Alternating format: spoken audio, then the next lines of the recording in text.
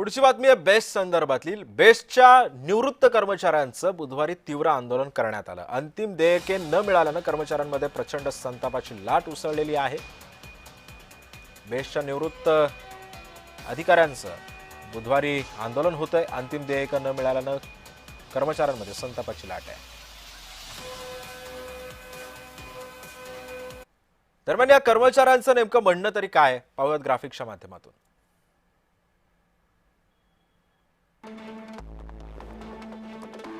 अंतिम देयके न मिळाल्यानं कर्मचाऱ्यांमध्ये प्रचंड संताप। ग्रॅज्युटीसह हक्काची रक्कम 3 वर्षांपासून प्रलंबित। सरकारकडे वारंवार निवेदनं देऊन सुद्धा दखल नाही। आझाद मैदानात चड्डी बनियान आंदोलनाचा सुद्धा इशारा देण्यात आलाय। कोरोना काळात जीव धोक्यात घालून सेवा दिल्याची आठवण करण्यात आली आहे।